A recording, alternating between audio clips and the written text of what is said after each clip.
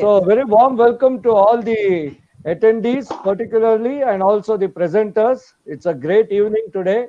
We are having a very special international mega webinar.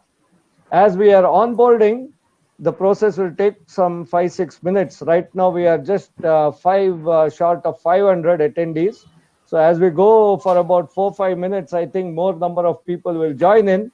The theme of today's discussion, which is presented by the Indian Society for Clinical Research and Karnataka Registered Pharmacists Association in cooperation with Group Pharmaceuticals Limited, is importance of pharmacovigilance and clinical research for community pharmacists, hospital pharmacists, academicians, researchers, and students.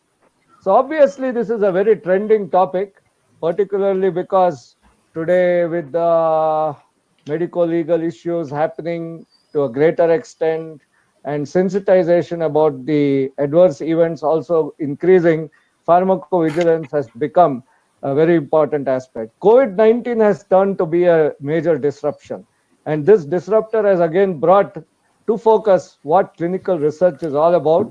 And today, everybody, even the layman who is reading the newspaper, has got a understanding of what clinical research is and how complicated the procedure is, and also the amount of time required for a vaccine to come to the market. So everybody is in the know of things thanks to all this information continuum, which we are due to the internet. And yes, it's because of the internet that we are here on the webinar. So I would like to start off by giving a very warm welcome to Dr. Vijay sir. Dr. Vijay Venkatram sir, I will introduce him along the way, and he'll be the next speaker. I also welcome Dr. Harsha sir, and we have Madam Mala with us, and Dr. Can I know the name? Dr. I think Dr. Surinder Kher. Kher is there. I can't see. Yeah, it's Dr. Kher who is here. That's right. Thank you very much. And of course, Kaushik, with your beaming smile, you have come here. Welcome. And let's proceed. So, as a curtain raiser, I'll introduce all the attendees to some interesting facts. You see, there is a chemical called organic mercury. It's also called dimethyl mercury. Now, there happened to be a very dedicated researcher in Dartmouth College of US. Now, this lady, when she was doing the research, she wanted to pipette out 2 drops of the dimethyl mercury and put it into the flask. So while she was doing this research, just 2 drops, actually not even 2 drops, 1.5 drops fell on her gloves, which latex gloves, and she just sprinkled it away. She didn't give much thought to it, and she continued her work. And then what happened? After about 2 to 3 months, she started getting vague symptoms. She was getting troubled by abdominal discomfort. There was a weight loss. And then slowly she started getting neurological symptoms, particularly slurred speech. There was a loss of balance, and they were all indicative of mercury intoxication. Initially, she did not suspect it because this happened around 4 months, 3 to 4 months after the event. Then when the doctor asked what happened in the anything happened in the experimentation stage or in the lab, etc., when there was a discussion going on, she suddenly vaguely remembered that 1.5 drops of this dimethyl mercury had fallen on her latex gloves. And then they checked her blood mercury level. They were really surprised to see that if the regular level, or you can say the toxic level being 50 micrograms per ml, her urinary mercury level was 234 micrograms per ml. And then she went into a vegetative state. She had a lot of epileptic fits, and finally she succumbed to the disease. Later tests revealed that dimethyl mercury permeates through the latex gloves and enters skin within 15 seconds. So you can well imagine how powerful chemicals can be. And this is the story of Karen. This is a true story. So what it indicates to us is that we need to understand chemical behavior, particularly when they are used as drugs to a greater extent. And it's an ongoing process. So that ongoing process and being vigilant about how the drug behaves in the human body is what we may call as pharmacovigilance. So here you can see a London double-decker bus. You must be wondering what I'm doing here by showing you a London double-decker bus. Well, talking about clinical research, there's a very interesting story on this London double-decker bus. Way back in the 1950s, Dr. Morris, a researcher, he examined the lifestyle of the bus conductor and the driver in the London double-decker bus.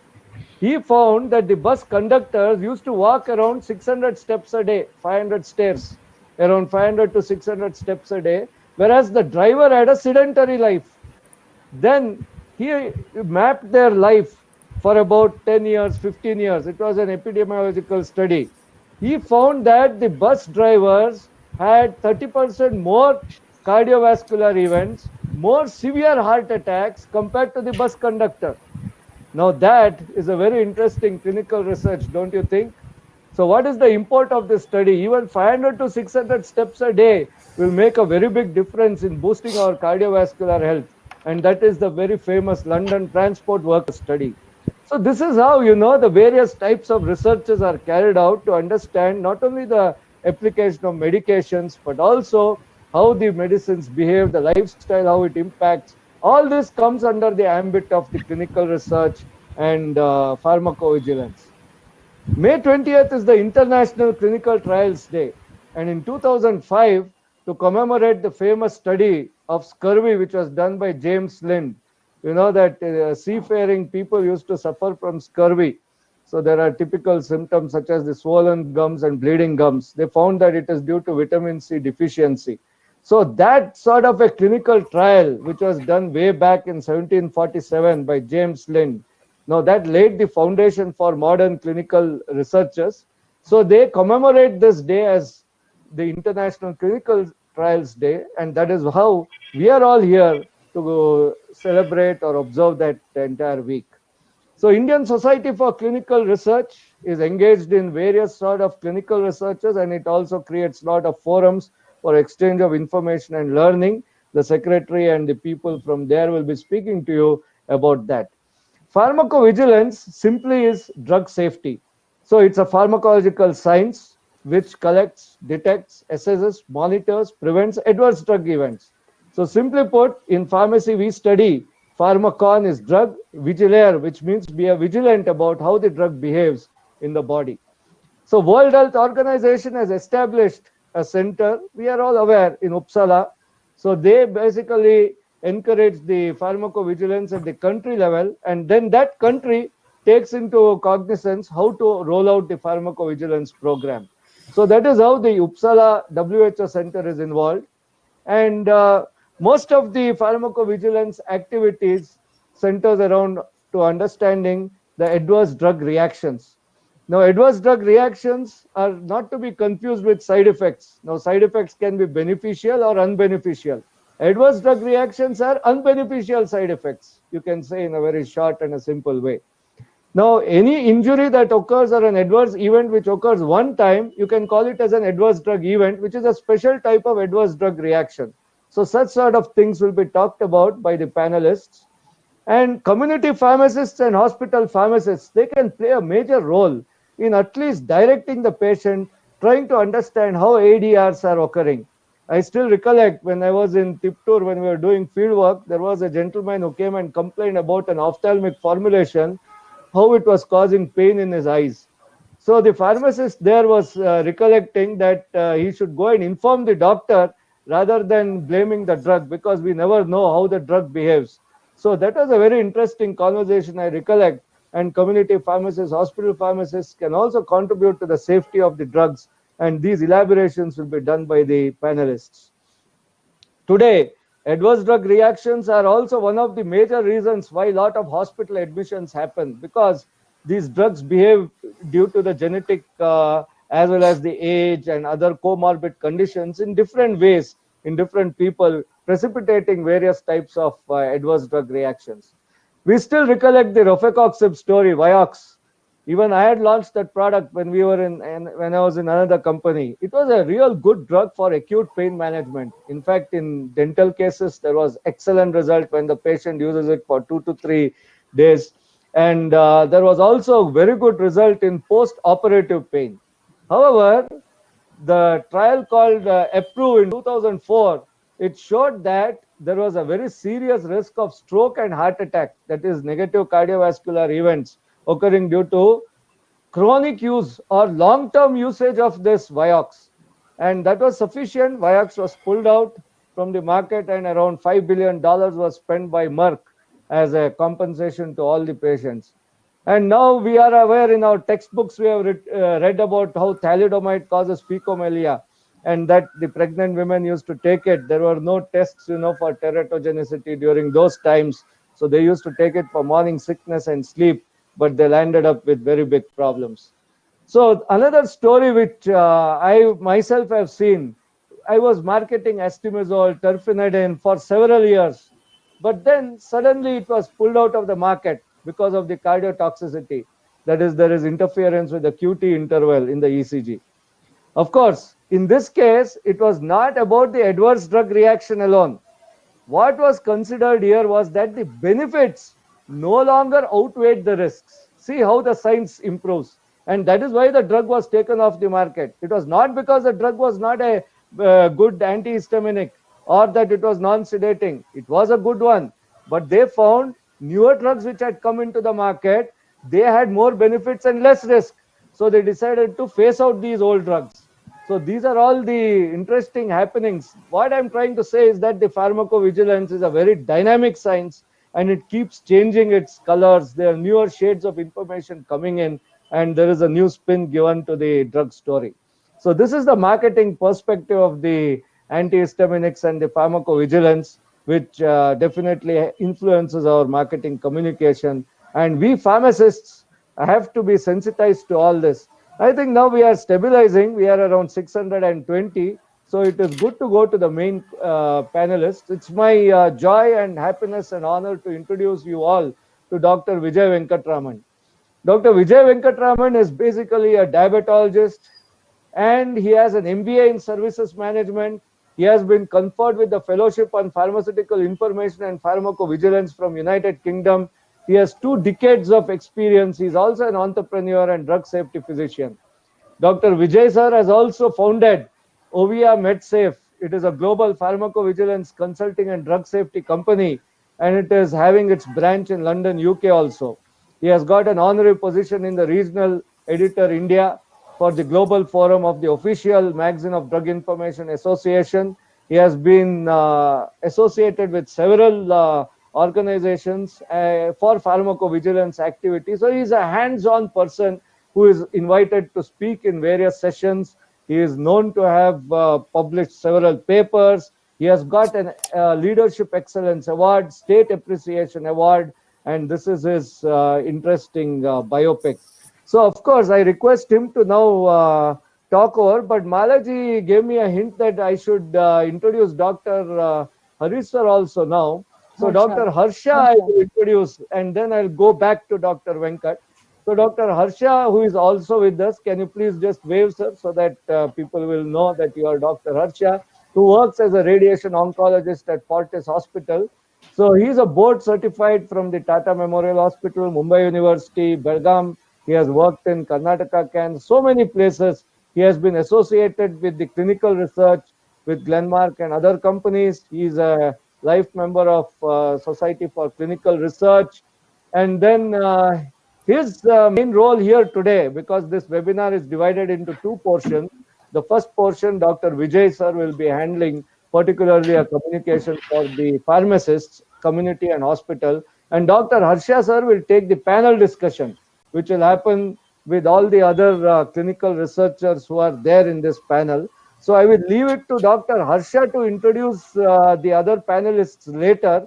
I will not go into this. What I will do now, without much ado, I will go back to Dr. Vijay sir. So I request now Dr. Vijay sir to take over, and all the community and hospital pharmacists are all yours, sir. The forum is yours. So, good afternoon, one and all, and thank you, sir, for the kind introduction and introduction of myself, as well as the excellent context you have set for the whole afternoon today. Honestly, I didn't expect this, so you've almost covered part of my slides as well. If I had put some slides, I would have put the same thing. So good that you have set the context very clearly, and certain things about Karen Wetterhan and all, it's news to me as well. So that's very nice to know about that. So today I don't have slides as such. So I thought I will maybe give some thoughts, and then we can discuss further, and I'll be happy to answer questions. So I do understand that I have about 20 to 30 minutes time, and within that I will try to cover as much as possible. But before that, let me perform my duty of being an executive committee member of ISCR as well. So today our South Chapter Chair, Mr. Gaurav Mathur, was supposed to be there, but he couldn't join us. So I'm filling in for him. So my association with ISCR is almost 12 years old, and I've been a life member since 2008 and an executive committee member since 2013. And I've also been, for 4 years, I've been the chair of the Pharmacovigilance Council in ISCR. So I have that liberty of talking about ISCR as if it's my own home. So ISCR, the Indian Society for Clinical Research, is an association of clinical research professionals registered under the Societies Registration Act. It was founded in 2005 and it is based in Mumbai, but it has activities throughout the country through its 3 chapters, South, West, and North. And the East chapter is now being formed. So, and apart from that, there are several interest areas. As I just said, I was the chair of the Pharmacovigilance Council for 4 years. Similarly, we have different councils: Ethics Council, Investigator Council, Regulatory Council. So different types of councils which you can consider as special interest groups. So these are there in ISCR. So ISCR has 3 or 4 different main ideas in or work streams, as we can say.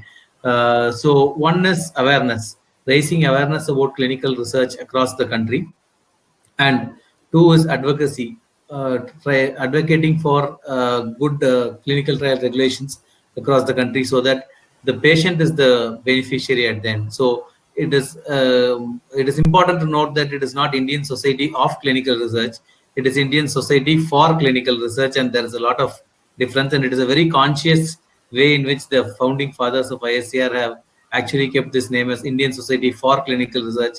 And you might be aware that not many of the associations will have "for" in the name of the association. It would be generally "of." So there is a lot of difference, and in fact we mean it. And we as ISCR want the Indian Society to be for clinical research. You have to, as youngsters, as the next generation pharmacists, we expect that you will take Indian Society for Clinical Research, because of course every field has its own challenges and certain bad apples are there everywhere, but we have seen that clinical research is often badly highlighted in the media, and there has been a lot of effort, conscious effort put in by ISCR to explain that there is so much of safeguard and there is so much of a safety net available to take care of the patients. And in fact, patients in a clinical trial are much safer compared to patients who are not on clinical trials. So that way, there is so much of protection in clinical trials. So all this awareness, advocacy, and engagement. The third thing is engagement with the authorities and all stakeholders, bringing them all together under one umbrella, trying to achieve a level playing ground among all of them. So all these are the primary activities of ISCR. So as such, it facilitates the growth of the discipline, that is the clinical research discipline in the country, and it is a forum for clinical research professionals. And having said clinical research, there are certain areas where, like, pharmacovigilance is it's part of clinical research as well, and it goes beyond also. So pharmacovigilance also finds a place in ISCR. So similarly, there are everything pertaining to clinical research has some kind of a representation in ISCR. So that is about the society. And I would like to take this opportunity to invite all the attendees to consider joining ISCR, because if you can go to the website www.iscr.org, you can see all the benefits that you can get out of a membership, and you also have a journal, that is Perspectives of Clinical Research. So that is the Perspectives in Clinical Research. PICR is a very well reputed journal, and you get so much of information from the ISCR journal. So there's so many other soft benefits you also get when you take an ISCR membership, and I'm sure it will be a good guide for your future if you take up a career in clinical research or anything related to it. So with that, I will conclude my comment on or welcome or on behalf of ISCR, and let's go to the topic now. So so today's topic is role of hospital pharmacists and role of community pharmacists in clinical research, and I mean in pharmacovigilance. So let me stick to pharmacovigilance now. So when we say pharmacovigilance, the definition was already projected by sir, and you have all seen that. So just for, I mean, we can't start anything without a definition. So pharmacovigilance is the science and activities pertaining to the detection, assessment, understanding and prevention of adverse events or any other drug related problem. So this is the WHO definition, all of us know. But this is a very well loaded statement. I would actually want to dwell upon this definition itself for some time. So it is not just the science. So science you can study in the books, but it is also the regulatory activities and the several different kinds of activities associated with pharmacovigilance. Only if you do all that, it reaches the ultimate goal of preventing the adverse effects. So therefore, it's science and activities pertaining to the detection. So unless you detect something, you cannot go to the next level. So detection is the primary thing. Like if you have to know what to look for, what the mind does not know, that eyes do not see. So if you do not know what is an adverse event or what you have to look for, you can't detect. So even to learn to detect, the pharmacovigilance knowledge has to be there. Then once you detect, the next step is the assessment. So assessment is at the level of a case, at the level of a report. You try to analyze and find out what actually happened in this case. Could this patient have developed this condition because of the drug, or was it just a coincidental thing? So that is the assessment at a case level. Then you go to understanding. So you think assessment and understanding are the same? They're not actually. So assessment in this context means an assessment of a case at a single case level, whereas understanding is the overall safety profile of a product over a period of time across countries, across reports coming from different sources. So if you consolidate all of these and do an aggregate analysis and come to a consensus, that is what you call as an understanding. So here I would like to allude to the point that sir has made about benefit risk ratio. I think if you have to explain or you have to say why you are doing pharmacovigilance in one word or in probably two words, I would say it is benefit versus risk ratio. So this is the primary reason why we are doing pharmacovigilance. So sir had rightly pointed out that it is not that every drug that is banned is not having efficacy. In fact, some of the banned drugs have very good efficacy. And it is not also to say that every drug that is available in the market has absolutely no safety problems. Definitely not. Because if an adverse, if a drug is not capable of producing adverse effects, probably it is not capable of producing any desired effect also. So we must remember that as all scientific people, it is like how we deal with fire. You can use fire to light a candle. You can use it to play havoc.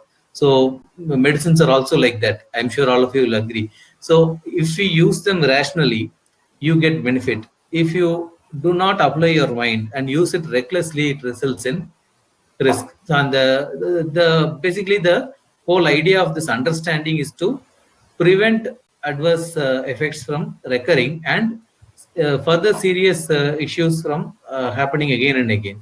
And certain situations are unavoidable, certain risks are unavoidable, because you can't say that I will protect you from every risk. We have to, in that case, look at what is the risk we are getting and what is the benefit we are getting with the drug. And in the case, let me explain, we have an oncologist on the panel. So I'll use an oncology example. Very often we see that patients on chemotherapy have temporary alopecia, and they have loss of hair. So it is definitely an acceptable risk, considering the benefit of the treatment. That is the cancer is getting cured, or it is getting mitigated. The growth of the cancer is getting controlled, or the longevity of life is there. In that scenario, a loss of hair can be manageable adverse effect. And for the same, if you to give you an alternative example, you often take this medication called cetirizine. It often puts you into a little bit of drowsiness. So that drowsiness is also acceptable as long as you are not doing anything very productive. You are going to sleep in the night, so you take cetirizine a little early in the evening, so you have a good night's sleep, not a problem. But what if a driver of a night bus, overnight bus, or an overnight train, can he take cetirizine? Is it beneficial? No. In this scenario, the more than the benefit, there is a lot of risk. Similarly, what if cetirizine? You take cetirizine for common cold, but what if there is a 10% risk of developing cancer because of cetirizine? Will you still take it? If I were in that position, I would probably manage my cold myself without taking the medication.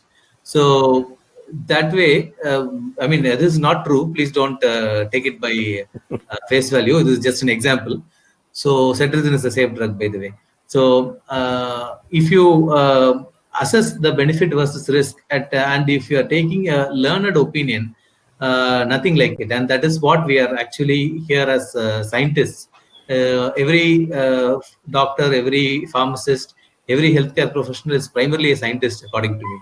So we have to go by the path of science. We cannot actually compromise on certain things which are basic. So now I always say that detection, assessment, understanding, all of these have absolutely no value if you are unable to prevent. So that is why WHO has very clearly made this definition as detection, assessment, understanding, and prevention of adverse effects or any other drug related problem. So you will be now why this or any other drug related problem came into the picture. Does it what is a drug related problem? If you think of this statement, you can think of several other issues. Even the unavailability of drugs or unaffordability of drugs, everything can be considered as a drug related problem. But actually in this statement, it is something pertaining to drug interaction, food drug interaction, and those kind of scenarios where a drug has been taken by the patient and some kind of effect is there in the body. So that is called any other drug related problem. So if you see the definition of pharmacovigilance itself has so much of information for you, from which you can understand the subject. So once you've understood these basics, there are three basic additional things which you must know on pharmacovigilance. Whether you are working in the industry, whether you are working in the hospital, wherever you are, there are three things which you must know. One is seriousness. So if you identify an event, I mean, I'm skipping the parts on AE, ADR, so those aspects because those have already been covered. So any adverse event, I mean, an adverse event can be anything, a symptom, sign, or a diagnosis, or a laboratory finding, or X-ray finding, ECG finding, whatever.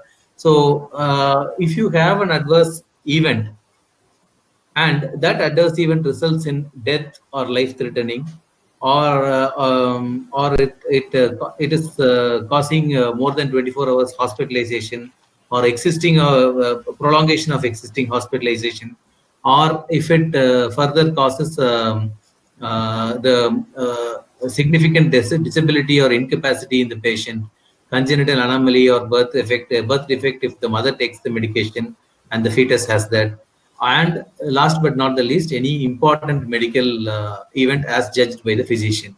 So these are all called serious events. So if any event falls serious, it is a very important event.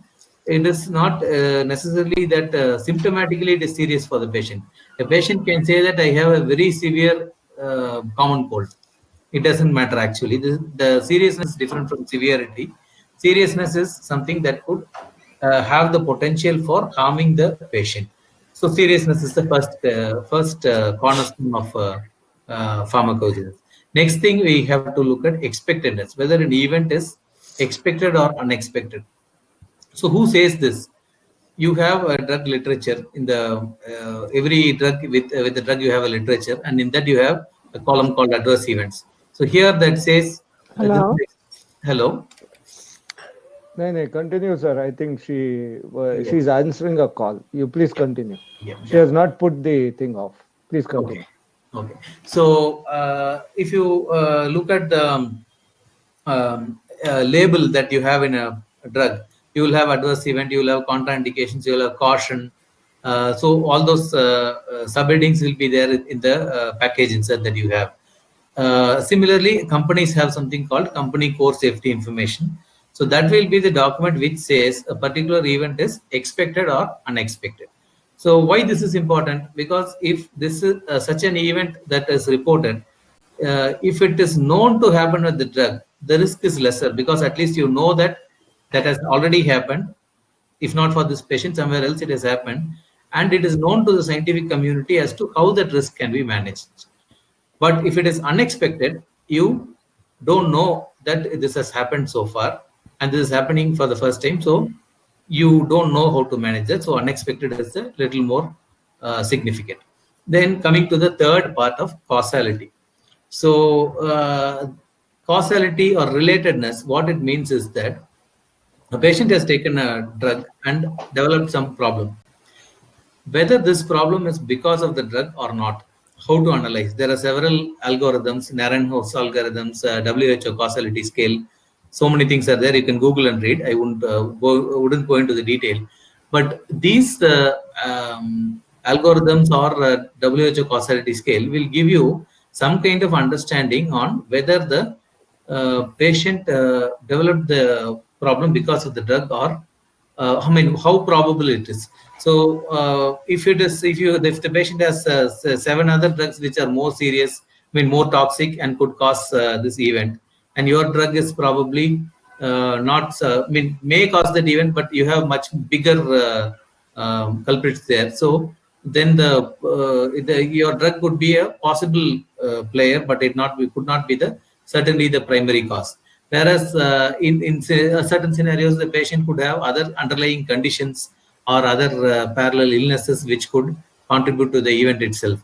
So in that scenario, you will have to find out what is the reasonable probability your drug could have caused the event. I'm telling as a company physician, if you look at it, when you look at the drug versus the patient, whether the problem could have happened because of your drug or a different drug. If you're looking at it from a hospital perspective, you should be able to assess which drug could probably cause this event, or at least the temporal relationship after giving which dose this patient developed this. So that is the causality. So here again, you can say related causality or unrelated causality. Related is significant because it is definitely related to the drug, and unrelated is not that significant because you yourself agree that it may not be because of the drug. So we'll have to see one important aspect. What is the difference between expectedness and causality? Expectedness is whether that answers the question whether this event has happened in the past. Is this event known to happen with this drug? So that is expectedness. Whereas relatedness or causality is whether this event happened, whether this drug caused this event in this patient or not. So that is causality. So now you have 3 different parameters: seriousness, relatedness, that is the causality, and the expectedness. Now, it's very simple to understand that an event which is serious, unexpected, and related to the product. So I'll repeat it once again. Serious because it is coming under one of these criteria. Unexpected because it is not known to happen so far with this drug, and related because it is kind of related to your product and you agree with that. So this is the most significant regulatory scenario, and these are the events which we will, in clinical trials, we will call them as SUSARs, that is the suspected unexpected serious adverse reaction. So here these SUSARs are the primary things which will give you the clinical trial safety information you will get from SUSARs only.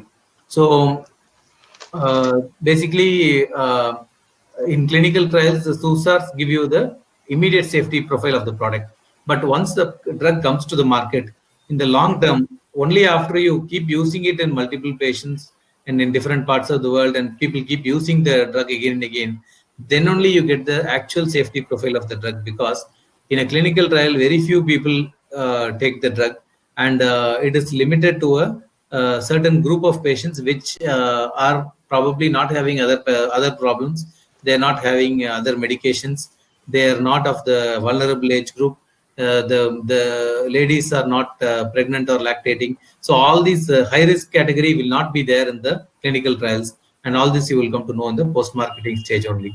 So in that way, to summarize, pharmacovigilance is a very dynamic science, as sir had mentioned in the first introduction. And there is so much that pharmacovigilance can contribute, because pharmacovigilance, if done properly, will protect patients. And in an additionally, I would also want to say that pharmacovigilance done properly would protect and keep good drugs in the market, and they would send bad drugs to the dustbin. It is not to, sometimes industry has a perception that pharmacovigilance could actually put a risk to the product, but it is not so, because the good product or probably the good part of the product we try to understand well, and the bad part also we understand, so that we can have the benefit versus risk clearly. So when you understand the benefit versus risk clearly, what it means is that you have you protect the patient as well as the drug. And in case the drug does not have a good benefit risk ratio, who is more important, patient or drug? Definitely it's the patient. So ultimately pharmacovigilance is for the patient. So that is the background I want to give about pharmacovigilance. I'll just take another 5 minutes to say what I think the pharmacists and the community and hospital can do in terms of supporting pharmacovigilance. So far I've told you about the basic concepts in pharmacovigilance. So in India, if you look at it, how pharmacovigilance is done outside the industry, that is in the community and hospitals, any adverse event that anyone encounters, it can be a patient or a HCP who comes across a patient who has that problem, they can simply report it to the Pharmacovigilance Program of India. And there are several ways in which you can report. You can call up the helpline, you can send an email, you can send, you can tag them on Facebook, LinkedIn, they even have WhatsApp reporting. So it's a very easy way to report you have. So as pharmacists, where all this comes into picture, let's first look at the community. In the community, if you, the textbook description of a community pharmacy is, that is, the drugs are dispensed by a licensed pharmacist. So when the drugs are properly in the real world, it may be a little different, but in an ideal situation where the pharmacist is dispensing the product, there is a lot of opportunity for interaction with the consumer directly, and the dispensing errors can be prevented, and other events related to dispensing can be brought down. And then interaction of patients, a better interaction with patients will be there in regular, customers will be having a regular interaction with the pharmacist, and that gives a better window for reporting the adverse drug reactions, which they may not even share with their physician. They may share with the pharmacist when they are dispensing. And the other important aspect is the OTC products, over-the-counter products and cosmetics, and those are products which are sold in a community pharmacy. And here, these are usually not prescribed by doctors. So any adverse event or suspected adverse drug reactions with these issues are actually shared with the, there is the potential of sharing this information with the pharmacist is much better. So if the pharmacist is well aware of the pharmacovigilance practices, they can gather this information, and through the right channel, they can report it to the authorities. In this way, they will be contributing to improving the benefit risk profile of the product. So please understand, every report that you make is important. It is not one report that will change everything. Sometimes that can happen with one report also, but many a time it is an aggregate scenario where you get to get the understanding of the product right. You will have to see a variety of reports. So that is about community. In quickly about hospital pharmacists. So here compared to the community pharmacists, in the hospital pharmacy, if you look at the OP, you have prescription medicines more than the OTCs. Generally, in the hospital, you will have prescription medicines. And in addition, you have in the OP pharmacy, you will have vaccines. So please understand, vaccine pharmacovigilance is also important. Here it is more, in fact, more important because a healthy person is taking the vaccine, unlike a drug where it is taken by a sick person. And especially many vaccines are given to children, so we have to be even more careful. So there is an opportunity for you to counsel the people who are taking the vaccine or the parents of the children, and if they have any problems, they can always have an interaction. It will be a learned interaction, unlike a interaction happening in a departmental store or something. Here it is going to be a learned interaction between a pharmacist and the consumer. And a lot of opportunities there for ADR counseling, because doctors in the OP may not have time. They could probably the pharmacist and the OP could make a lot of difference by doing this counseling after understanding pharmacovigilance concepts also very well. So basically, doctors look at things from a disease point of view, whereas pharmacists should look at it from a drug point of view, so that both the patient gets both the patient needs the medical knowledge of the doctor, but they also need the knowledge about the drug, which is the main forte of the pharmacist. So, and there are certain special products. Every specialty doctor will have a different kind of prescriptions. So those prescriptions will be there in the OP pharmacy. So the OP pharmacist should be having a reasonable understanding of the product portfolio, so that accordingly they can counsel the patient. So here also there is a opportunity to report to the authorities. And finally, the IP pharmacy, here administration errors can be brought down to a great extent if pharmacists come into the picture, because there are certain drugs which have to be given slow IV, certain IV for sick patients, you may have multiple IV injections going on. After one injection, you may not have, I mean, it may not be supposed to give another injection immediately within 5-10 minutes, but in the routine work, people may not even know of these intricacies. So their pharmacists can make a lot of difference. So this is one area. And drug interactions. These interactions are more, I mean, of course, you can have interactions even in the OP prescriptions also, but more than that, in when you have more of parenteral infusions and those things, so the interactions possibilities are much higher. And last but not the least, there are whether it is IP or OP, everywhere there is one thing that pharmacists have to also remember. ADRs or adverse event reporting does not stop with only the actual adverse event reported by a patient or identified by a doctor. Any drug taken in overdose, any toxicity, any pregnant patient taking a drug without prescription, any lactating patient taking a drug, and more importantly, lack of efficacy found with any drug. All these are reportable adverse events. So all this you can report. So there is a lot that pharmacists can contribute to the pharmacovigilance. So I think I will stop here. I'm sorry if I've taken much more time than expected. If I have time, I'm ready to answer questions. I think we can field one or two questions, because that was the intent. Am I right, Ms. Mala and Dr. Harsha? I can go in for one or two questions. So there are actually plenty, and thank you very much for a very pleasant and effective talk. There are so many questions, so I cannot take all of them, but I will just on a random basis take one or two questions for you, sir. Dr. Vijay, sir, one pharmacist is asking that pharmacovigilance concept now, because of repurposing of the drug in COVID-19 management, like for example, now talk of hydroxychloroquine or any other already available drug now being used in the. So what is your take on that as a from the point of view of PV? Yeah. So until hydroxychloroquine is being approved for COVID-19, if we are using it, it should be considered as off-label use. So off-label use is the use of a product for a medicinal use by someone who has knowledge about the product and is a medically qualified person. So right now it is off-label use, and unless it is the use is proven by clinical trials or the efficacy and the safety profile in for that particular indication is proved. Until then, we cannot say that it is a proven treatment. So until that point of time, it will be more an experimental therapy. So this should be considered as an approved product undergoing clinical trial for a different indication. So we have the advantage of the safety profile of the drug for the approved indication, but we don't know how it will behave in this indication.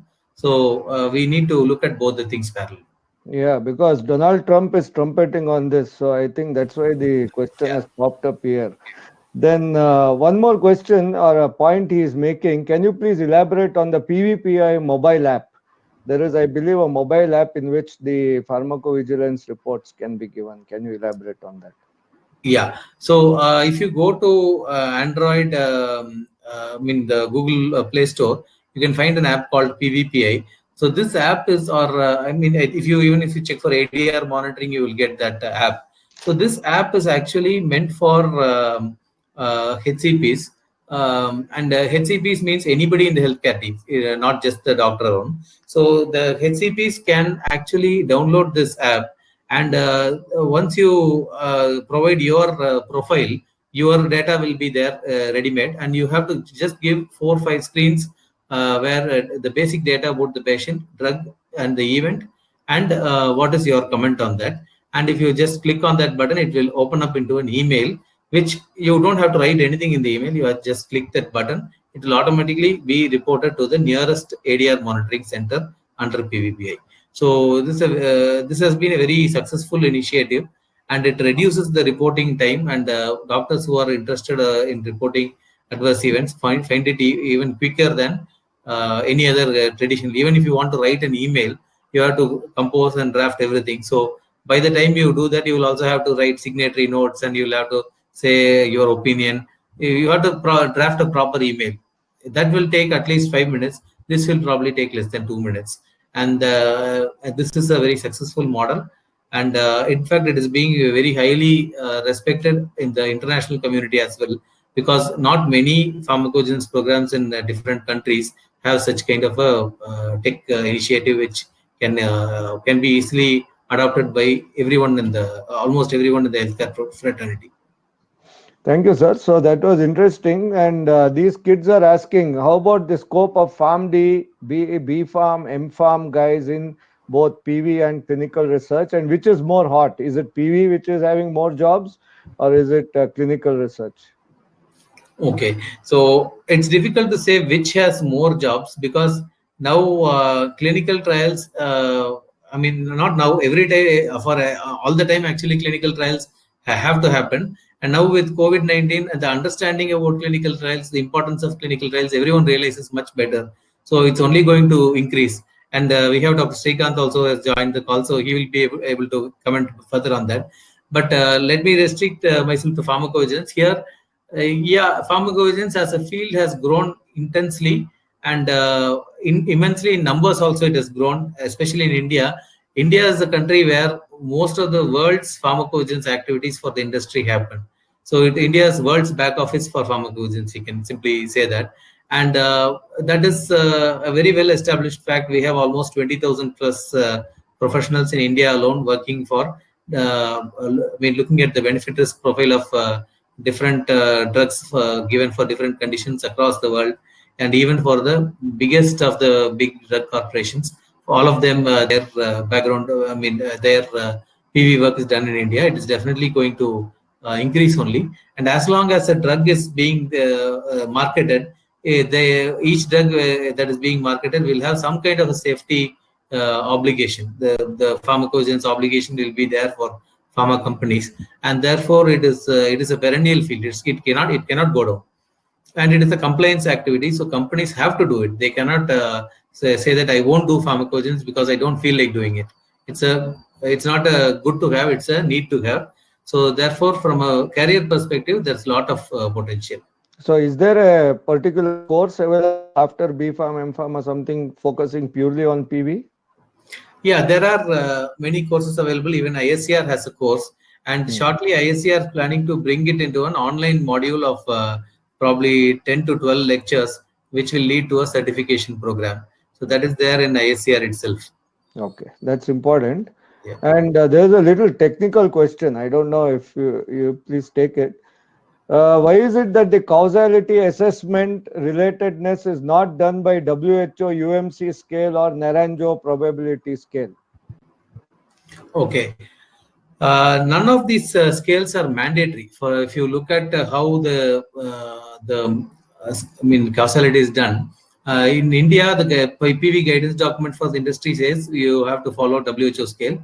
When they say we can follow that and go, it's fine. But there is no obligation that we should follow only one scale throughout the world, because these are all different. And in fact, Naranjo is more of a mathematical thing which can work very well for beginners, because if you don't know how to do causality, the starting place where you would start is the Naranjo. But the problem with Naranjo, it's too algorithmic and it does not take into account certain variations which are subtle and which are knowledge.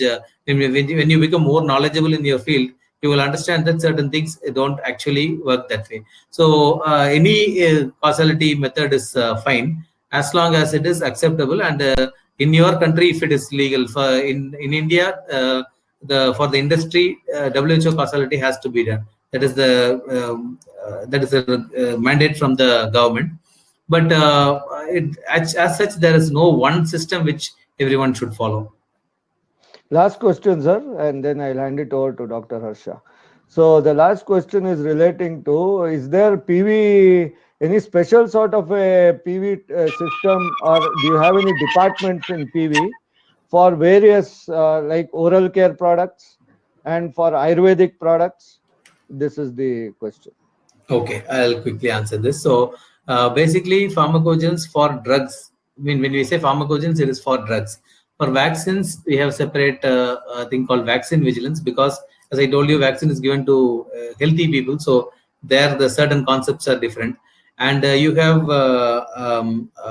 we have something called hemovigilance for blood and blood-related transfusion products, and you have biovigilance, where you call it as a special branch for biosimilars or biologic products.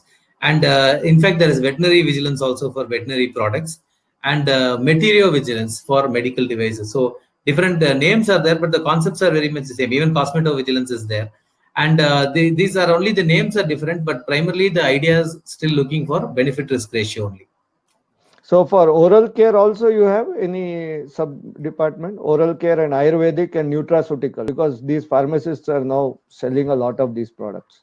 Yeah, I mean the concepts are the same. As I said, it differ. I mean, depends whether it's a pharmaceutical or other products. That way, that difference is there. But what is more important is it is not like you have one type of pharmacovigilance for oral products, one for parenteral, nothing like that. It is like for Ayush products that the pharmacovigilance concepts are a little different. And in fact, in India, the Ayush department under the Ministry of Health has some guidance on how Ayush drugs can undergo pharmacovigilance studies. So these are all in the early stages. Okay, and what about for nutraceuticals? That's a very big sub market. Yeah, we don't have as such reporting for the industry perspective. We don't have reporting obligations right now. But actually, if you want to perform pharmacovigilance, you can use the same concepts and same methods and do it yourself. But there is no mandate right now within India to do it. Thank you, Dr. Vijay, sir. I think I'll have to hand it over now to the other panel. It was very, what do you say, very clear and precise, all your answers. So that has been appreciated by all. And there are plenty of questions. They're just ramming through for PV, because maybe it's a hard sector for these kids. We'll take it some other time, maybe. I'm sure the attendees also will understand that we can take it another webinar. So I hand over to Dr. Harsha, sir. Thank you very much. And thank you. Dr. Vijay, thank you, sir. Thank you. Thank you. Bye. Thank you. Mayaji, madam, you can. Yeah, thank you. Dr. Harsha, sir. It's all yours. Thank you very much. Yeah, thanks. I think the paucity of time, I'll straight away head into introduction. Good evening, everyone. Thank the Karnataka Registered Pharmacists Association. We are going to start the panel discussion We have a very distinguished and accomplished panel members with rich experience, and I take pleasure in introducing them. I think one of our panel member, Abby, is yet to join. We'll wait for a second for the simple reason that Six the people. room allows only few members to join in. Till that, 6 people, correct. So till Abby joins, let me start by introducing Dr. Surinder Kher. Dr. Surinder Kher is a clinical development expert. He is currently the advisor at Biocast Global Solutions Private Limited. He has been on advisory boards of very early biotech and healthcare technology companies. He is a physician by training and has practiced clinical medicine for about 7 years before joining the pharmaceutical industry in 1995. His experience within the pharmaceutical industry includes early drug development, pharmacovigilance, regulatory affairs, and post-commercialization of medical product management to overall strategic business planning, covering various therapeutic areas. Dr. Kher started his pharmaceutical career at Lilly and then Vantis Pharmaceutical Development, which was a collaboration between Lilly and Jubilant, and Diagnosearch Life Sciences, iGate Clinical Research, and Manipal Akinova, which is now called as Navitas Life Sciences. And he has held many senior management level positions in all these organizations. He has also spent a couple of years as research head at HCG Cancer Hospital. I go on now to introduce Dr. Shrikant Krishnamurthy left the room. I'll wait for him to come back. While as Abby, you can. So we have Abby, so I'll go back to introducing Abby. Abby currently is the Vice President of Data Analytics and Risk-Based Monitoring at Omnicom Systems Incorporation, now called as Anju Systems, and is a board member of the Indian subsidiary. Prior to this, he had been a co-founder of Algorix and was responsible for ideation and design of Equity, which was acquired by Omnicom Systems Incorporation. He has served in senior leadership roles in global CROs in the past, especially in clinical operations. We have Dr. Shrikant Krishnamurthy back, who is from Coimbatore. He is consultant pulmonologist at Institute of Lung Care and Research, Hindustan Hospital, Coimbatore. He was previously the former professor and HOD at Respiratory Medicine, PSG Institute of Medical Science and Research, active clinical researcher and experienced in over 50 respiratory clinical trials. He has co-authored FLASH trial published in Journal of Respirology, President Coimbatore Respiratory Society. He is an NABH assessor for Ethics Committee accreditation, has organized and has contributed as speaker to several meetings, programs in pulmonology.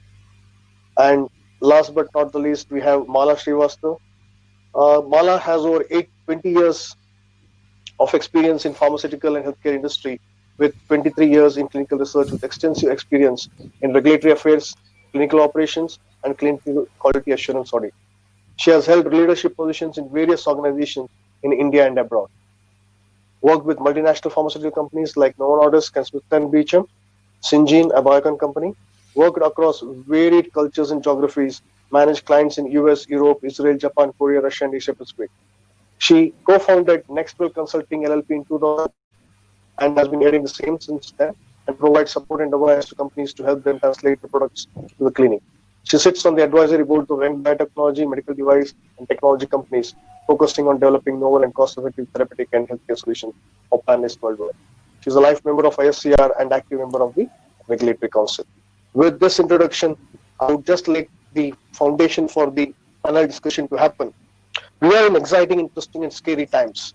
It becomes us to discuss or the importance of the clinical research and clinical trial in the development of new medicine and treatments. We know that it takes around 7 to 9 years to bring a successful molecule to the market. This is the clinical aspect alone, which goes through the rigors of phase 1, phase 2, phase 3, and sometimes phase 4. And each phase is required to establish the kind of safety as well as the efficacy. Now that the COVID has thrown a spanner, which threatens to delay all new drug development, priorities have changed. While drug and vaccine development for COVID is a burning topic, it is even more important to ensure that our commitment to the existing patients who are on trial or otherwise continues, and we take care of the best possible manner. Today, we are going to hear from the best about how we are navigating the clinical research landscape, how we will ensure that the research continues in a robust manner, and all the stakeholders are kind of taken care of. With that, I think I'll pose my first question to Dr. Surinder Kher. Sir, how has the COVID impacted the ongoing studies? Okay, thanks, Harsha. Thank you so much, and thanks for ISR as well for inviting me for this. As you mentioned that we are in a very difficult times. It's not only in India, but globally. If we look at what has happened because of this COVID pandemic that has engulfed the whole world. Now, if we look at, I will give you very simple statistics which will help us understand the impact of what has happened globally as well as in India. Now, if we compare, now we know the COVID whole pandemic started somewhere early on, but the impact was started, to be felt somewhere starting in March and then on to April, and then we are still going through that. Now, there has been an assessment done worldwide, which is about ongoing studies globally. And I'm talking about more close to 2 lakh sites across the globe. So which means we're talking about 186,000 sites across the globe. And this is the data that has emanated out of that.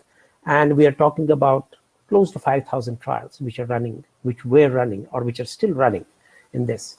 Now, when we compare what happened versus March of 2020 and April of 2020, when we compare it with March of 2019 and March of 2000 and April of 2019, I will give you the statistics.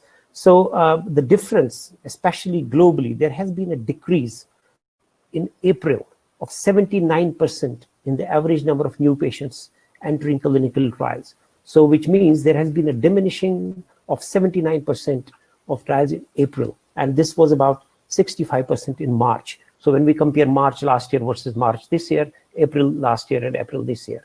Now, where did this impact happen? Mostly. Now, we talk about Asia, where trials are done. We talked about North America. We talked about, Europe.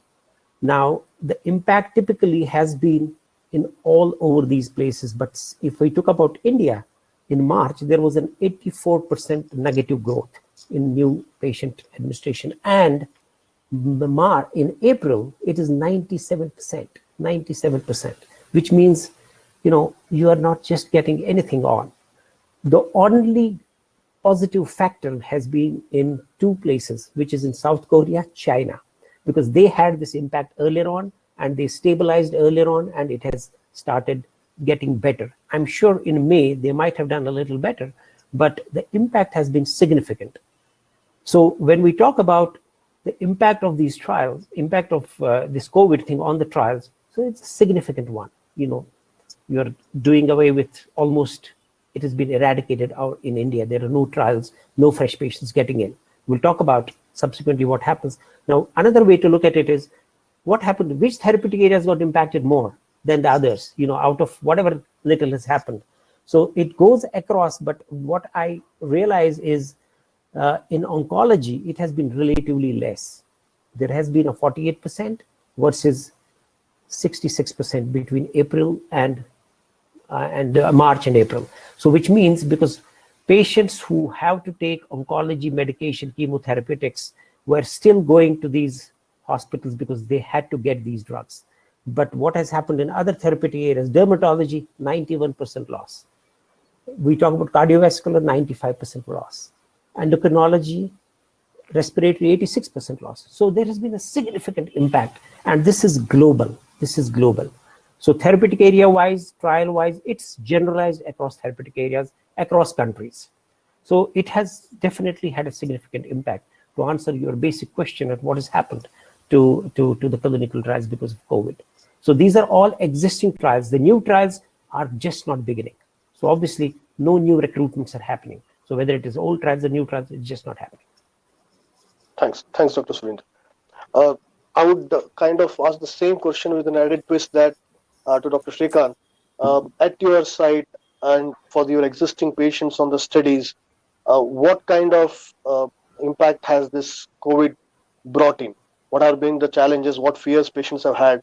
What the staff fears have been there? And on ground reality, what has really happened or translated in? I think. So you're on mute. So you're on mute. Am I audible? Yes, you're not. Yeah. Thanks, Harsha, and it's nice to see you all here.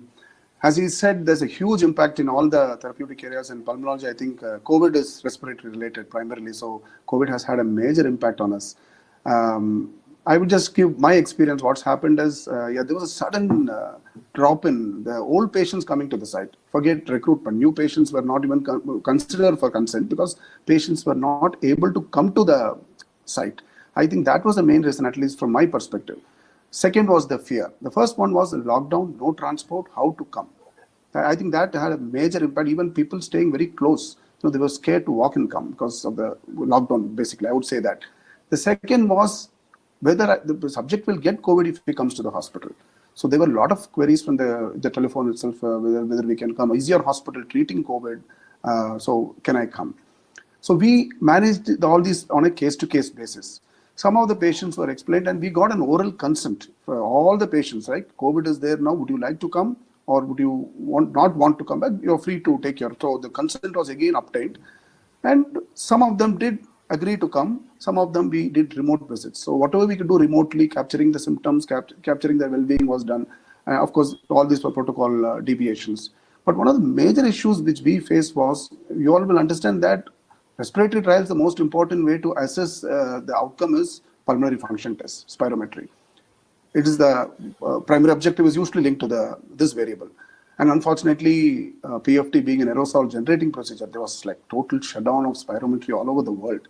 So I think we had to just not do spirometry. Now this had two impacts. One, it affects the final outcome variable. That's one point. But for me, it could even mean, how's my patient doing?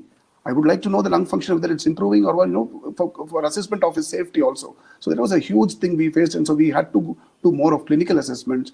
And this, I think, was a major thing. So how did we manage? As I said, was we came out with a SOP, and then the impact was more in April. See, the fear, the whole thing started changing somewhere in first week of May, middle of May, things were much better. Patients were willing to come with masks. And they said, no, okay, we will come, we will. And I think that's also related to where you stay. Probably the place where I come from, the impact of COVID was a little less by mid of May, and we did have patients coming in. And upfront, the ethics committee was also updated on what was happening. The ethics committee actually told us to give us what exactly how you're going to manage patients in this new environment. So it's very important that the EC is updated. We also, all of you know that we've got some communication from DCGI. So the bottom line is, in this kind of emergency, and as always in clinical trial, the primary duty of a physician is patient safety. Everything else becomes secondary. Patient safety takes priority, and that exactly is what we did. And some of the patients could not receive the investigational product. Say, for example, there's the trial on asthma. We couldn't actually send it across. There were options sharing it. In some situations, it could not be done. So there, the responsibility of the principal investigator is to make sure that the subject receives the standard of care. So in some trials, standard of care would be there and the IP is over and above the standard of care. But in some situations, if you feel that the SOC is not the way it should be, I think the investigator should have made sure that the standard of care is given to these patients. So I think these are some of the real challenges which we faced. And then, of course, when the patient comes, all of us were in full PP, the coordinators, all of them were like fully covered head to foot. The subjects would hardly recognize us. We had to say, it's me. It's not somebody new you're looking at. There are very different experiences with this. And this is something which we will all take home for a long time. But finally, I think two positive things I would like to wind up is that vaccine and trials have always been controversial all over the world, I would say. And today I have a lot of patients asking me, is there a vaccine coming? When is a vaccine trial? Okay, so that's nice. Vaccine and trial have become good words now. I think that's the strong positives I would like to take out from this. Thank you, Dr. Srikanth. Did you have, in sense, any guidance from the regulatory or the ethics committee in terms of handling the existing patients? Yes. Or yes, we did have. The ethics committee basically actually followed the DCGI circular statement, which came somewhere in the 30th of March. Patient safety is important. Any kind of changes which you feel is important can be done. And we understand that there would be deviations from the protocol. There would be deviations in the study procedures. And there's exactly what the ethics committee told us to do it. And they also guided us in forming an SOP on how to do clinical trials in COVID times. Thank you. Thank you. Any challenges in managing any SAs during this period, or any collaboration with the serious adverse events? How have they been managed in this 2 months period, or any collaborations allowed with peripheral centers data capturing and all that stuff? Any challenges on the ground? Fortunately, there's been no SAE so far. Good. I mean, that's quite a challenge. SAEs would be very difficult. And I think one thing is that even the 24 hours timeline would be difficult at this point of time to report. And we would only be sending a soft copy. Yeah, the other thing which we have done is we also made a change in our SOP that all our communications would be virtual or through electronic medium. And even ethics committee meetings could be held in a virtual platform. And this was also communicated to the regulatory authorities. So these are some things which REC did proactively. Okay. And any laboratory challenges in terms of your central? Oh yeah, central labs were out. There was no shipping. There was nothing going out of the city. So we had to go on local labs. Even local labs was a challenge. Initially, the phlebotomist was hesitant to come. It was all so much in the month of April. And by May, we could we could talk to them and explain them, and then we managed with the local labs. But then some of the tests which are very critical, especially that randomization criteria, safety elements, we still had to delay or be compromised, and those things did happen. And all these it's important that we document all this and keep the EC in loop. Thank you, Dr. Srikanth, very much. I understand that you have a time stop, so I directed the questions towards you. If you feel like interjecting at any given point of time before you leave the room, I welcome you to do that. Otherwise, my question to Dr. Surinder right now is that if any of the patient on a clinical study becomes COVID positive or corona positive, what is the kind of recommendation in terms of he or she continuing with the clinical study versus the ailment which they're suffering from? I trust you got the question. Sure, I did. Thanks. Yes. See, basically, as we know, for any clinical trial, patient safety is paramount. Number one, that's the most important criteria. Now, when a patient who is already on a clinical trial turns out to be COVID positive, now it has different connotations on the people who are dealing with the patient, then the clinical trial centers, and then the patient himself or herself, for example. Now, typically what would happen is this patient, the priority would be given on COVID because this patient needs to be treated. That is the first priority. And to be very honest, this patient typically might get out of the trial depending on what therapy, what protocol we are looking at. And then if there is an opportunity, for example, that if suppose, for example, this patient was a diabetic, let's take that example, was on a diabetes protocol and was on a clinical trial and suddenly turns out to be positive. Now, we could hold this patient if it's a very simple oral therapy product which this patient is taking, which can continue. He can get an alternative therapy because there is already diabetes patients, but COVID would be taken as a priority. That would be treated first. Then the investigator and the study, from a study point of view, would look at whether this patient could be getting back into the study. He was suspended during this period, or if it means that the patient is out of the study. So COVID would be the first and foremost priority.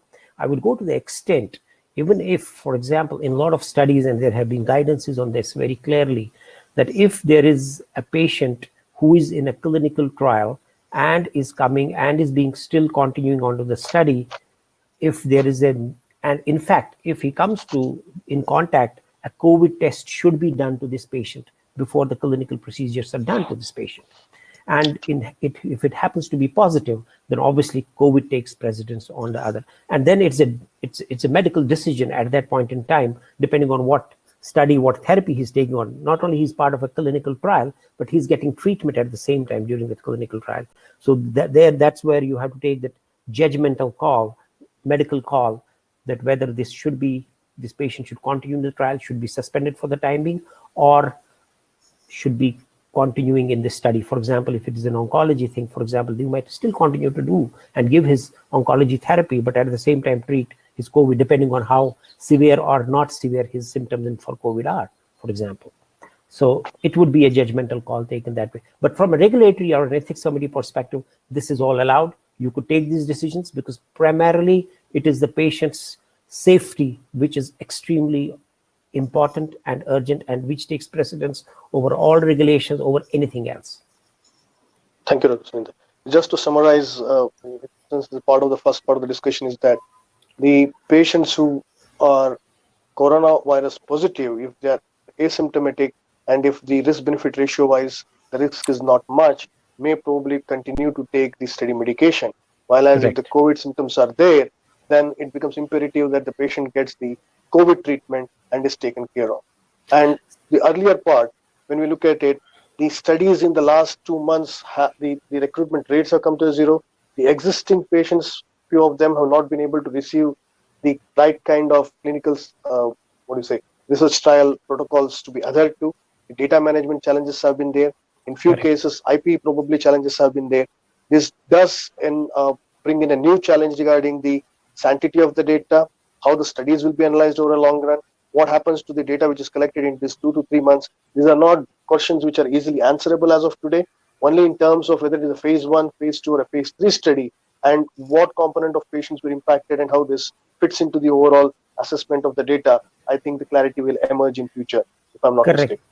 Correct. I will just add one more perspective to this when we were talking about, continuing the patient in a trial or not, because depending on if the patient is COVID positive, now what kind of a therapy does this patient go on for COVID, for example, whether he is on HCQ or they are putting anything else, and what is the standard care, whatever is being given, because those new medications that this patient is going to get, we have to also see in terms of continuity, what is that interaction with the study medication that this person is already having. So that judgment will have to be taken depending on, what kind of treatment protocol is being given for COVID as well. True. In sense, it will be difficult to kind of establish whether the adverse event is because of the drugs which are being administered for COVID or because of the other study drug medication which was going on previously. And what is the drug-drug interaction between the COVID medicine as well as the newer medicine. These are all very slippery slopes in terms of documenting or kind of taking it forward. So typically what investigators generally would do, and mostly sponsors, not to get into this complexity, if the patient is COVID positive, best thing is treat him for COVID, take him out of the study. Easiest, simplest. But that doesn't mean that is the only answer. But I'm saying that's what people try to do typically. True. I would now switch on to the regulatory component. Amala, I think the regulatory authorities have been very swift and nimble in terms of the response during this COVID era. There have been few regulations which have been released with respect to COVID, and I understand that there are certain pros and cons in terms of how this COVID has made the regulators to kind of face the new situation. So I would hand it over to you to elaborate on that. In the beginning, I think when you spoke to Dr. Kher, he mentioned the proportions of trials, how the non-COVID studies have really stopped recruiting, and how the focus has gone from the regulators towards treating COVID-19 as such. Just as it's happening worldwide, it's also happening here with our DCGI. And to start with, in the month of March itself, we got a communication from the DCGI saying that they are ready to give expedited approval and also waivers on some of the preclinical data that you would have for repurposing of drugs and all that. And they said that we could give you very expedited approval, 7 days within 7 days for clinical trial approval, so that you can get started with your clinical trial. And I had my personal experience doing that, and we have submitted requests, proposals just a day before, and we get response in a couple of days' time. So we are seeing that, and they have also kind of geared them up in terms of doing more video conferencing as part of the consultation to see individual proposals through the electronic subject expert committee meetings. So this is something that has started and happening very regularly, almost on a weekly basis. The first one happened on the 8th of April, and then thereafter we have been having almost in the same frequency at once a week, such meetings. And they have geared up to technology. So this was something which was very new for us to see, the way the regulators have ramped up their systems to handle this particular pandemic. And having said that, even the responses have come, approvals have come in 2-3 days' time. And studies as of now, as we can see in our CTRI, there are almost like 40 different studies registered for COVID-19. And out of which there are like 4 or 5 of those, and some of them are observational studies, some of them are more repurposing studies. But the ones that are DCGI approved are 4 or 5. And that's all in this period of month of April and May. So we are getting a lot of support, and I think the entire focus is on how to beat this pandemic in whichever way. And this particular openness can actually work out to be a sort of a process. So for future trials also, so that we can get more expedited understanding, more video conferencing instead of face-to-face meeting, with the way the DCGI has been dealing with proposals in the past. So that is the positive part. But then having said, of course, the non-COVID studies have kind of taken a back seat, and we are not getting, as per the calendar, we are not even getting the subject expert committee meeting that was scheduled to happen for different therapeutic areas, which were in the other, which were routine applications. And until now, we haven't really gotten those as priority. So we have seen the change at the regulatory front as well. Thanks, Mala. I understand that there has been a good start to it, and few things probably may stay back in terms of helping the other therapeutic areas. What we learned from the COVID, the faster approval, the video conferencing, the SECs meeting more regularly than what used to previously happen before the COVID era. In terms of the site guidance or the SA reporting in hard copies and other stuff, I guess the regulators have also been kind of understanding and have changed certain requirements, if I'm not mistaken. Would you want to elaborate on that? Yes, absolutely. So the way the regulations were earlier on, we used to do an initial report within 24 hours over email. But the due report after due analysis had to be submitted as hard copy within 10 days. So we, at least now, the regulators have opened up and said that even this due analysis can be submitted in the form of an email, which is a real proper dossier that goes in, and that kind of decides whether the adverse event or the serious adverse event was related to the intervention or to the study protocol.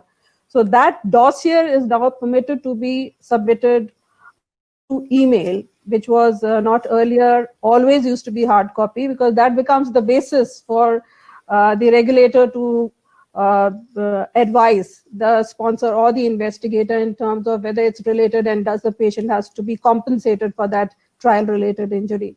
So that process has been acceptable by the regulators now to take electronically submitted dossiers for SAEs. And later they will say that, okay, you also submit the hard copies later, but to make decision, they have opened up to take electronic submissions. Thank you, Mala. Thank you very much for those insights. I think we'll shift gears and get towards Abby, who is the technology guy in the panel right now. And we know that the advent of COVID has kind of helped or accelerated the adoption of technology in clinical research. So my question to Abby is that how has technology become even more important in this COVID era, and what impact has been on the ground from multiple aspects?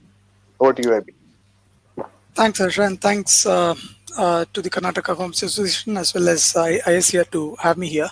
I think there are two parts to how technology is enabling. So the first part of is about all the disruptions that we have been talking about, which is how are we handling the disruptions in operations. Now, when we talk about all of that, I think Dr. and Dr. Srikanth sort of nicely put that these disruptions are being mitigated by clinical study coordinators and investigators. But at the end of the day, what you also need to be aware of is how does all of this affect the data. So the first part of this is about the data in terms of looking at the data and trying to factor in what is the impact of COVID-19, which could be in terms of visits that have got pushed out. There could be missed visits. There could be study treatment that has not happened on time. So all of these have to be factored in during the analysis. So ultimately, whatever we do has to be analyzed and has to be found needs to be found to be suitable for analysis. So the first piece of looking at the technology is the data part of it, and that is what you have. regulations, regulatory authorities who have sort of put some recommendations around how do we manage the data. They have called out specifically what you need to consider from a data perspective, so that you can provision for, if there are missed visits, you need to be able to attribute it to, is it because of the study treatment, or is it because of the pandemic, or is it directly related to because you're affected by COVID-19, or is it because you are, let's say, you couldn't come to the hospital because of the scare of COVID-19. So these kind of provisions have already been built, and organizations, whether they're CRO or pharma companies, they are being told, they are sort of programming it in the back end, so that you can ensure that these aspects are factored in. So that's the first part which I wanted to touch upon. The second part of it is there have been certain technologies which have been in the industry, at least widely been used for the last 5 years or so. And that includes a combination of many things, which is capturing data electronically. And that has been there for many, many years. Then we talk about, there have been wearable devices that is being used, which is sort of new in the last many years. We're talking about mobile applications that is being used to capture data. That is something that is being increasingly adopted. And then, of course, there are data-driven technologies like using analytics on the data that we receive. But what is important in terms of where we are seeing all of this changing is the adoption of all of this has sort of come in full force in these days. If not all of them, at least some of them. So one of the things that we have seen in the practical sense, at least in India, where we see is telemedicine, right? So we've used telemedicine, for many years now in the medical setting, but we are now seeing that because this industry has been a little, averse to risks, and they don't want to move outside the guidebook or the regulatory book, nobody have been sort of pursuing some of these technologies. But now with no other alternatives left, I think more and more use of technology is being seen. So the areas that you would that we are seeing right now are the electronic data capture that is integrated to the health records, telemedicine, and I would say even remote visits that are happening to the houses of patients. Now, it's not just about technology; it's also about the process behind it that needs to be modified. And I think a combination of both of these are coming together these days. Thanks, Abhi. So my sub question to that is that do you see the regulatory authorities across the world warming up to Bluetooth-enabled devices like a pulse oximeter at home or a stethoscope at home, which is linked to the mobile, being approved and used more often? Because those validations are still pending if you really look into it. One, and the industry per se, which part of this technological changes is going to be more sticky in nature? Where do you think that the adoption is going to still linger even after the COVID era? And what I will do is that as a sub part of this, as you answer this, and I will pose this to Dr. Surendra as well, Malas, that how will this impact the job scenario in terms that if these technologies are adopted, the clinical research industry where the bulk of the employment is in the CRA form, what impact would this have on the data management as well as the other job sector are the kind of three questions which I join together and then push it across to you. Sure.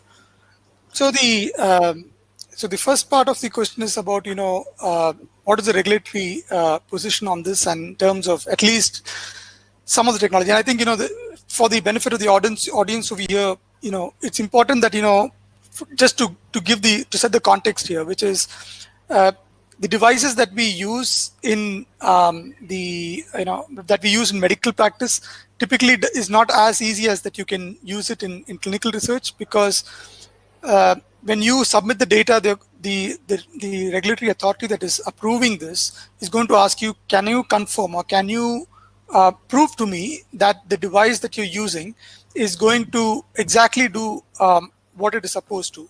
And you are supposed to demonstrate that proof in terms of the ability to show that you've done those testing or validation, as we call it, and there is documentation to that effect that you have done all of those.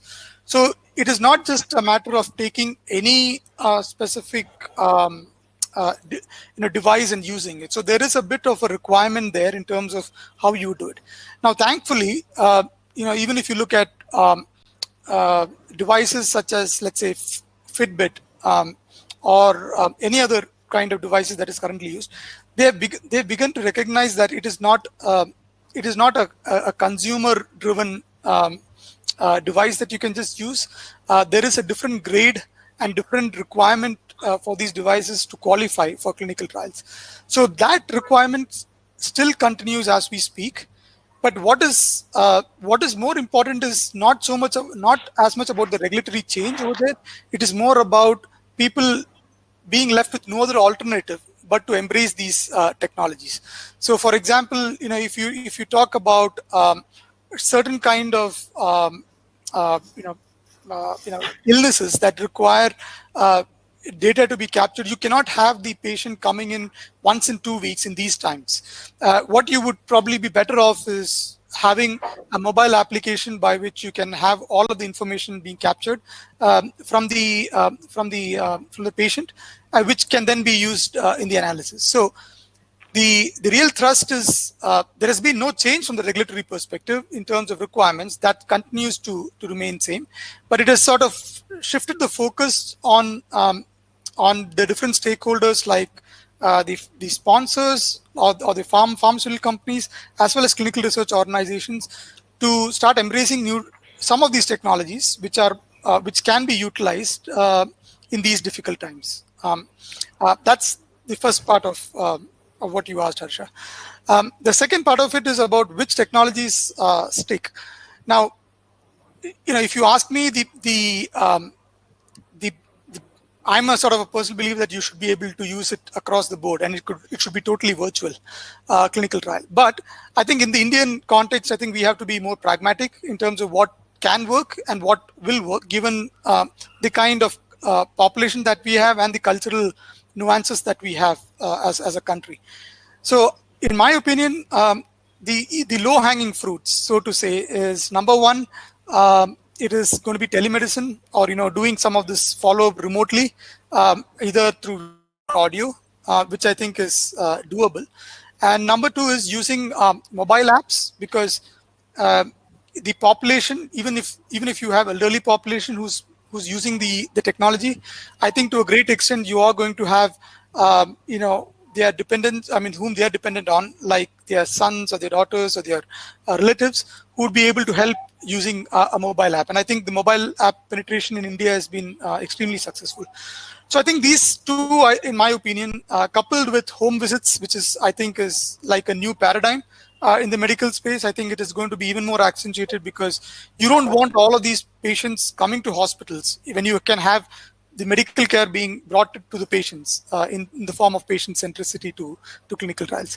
So that's my response to the second. Yeah. So Dr. Surinder, the question which I asked based on the other participants are asking, using what Abby has said, what skill sets or what is the essential requirement will look into a person to hire into the clinical research industry?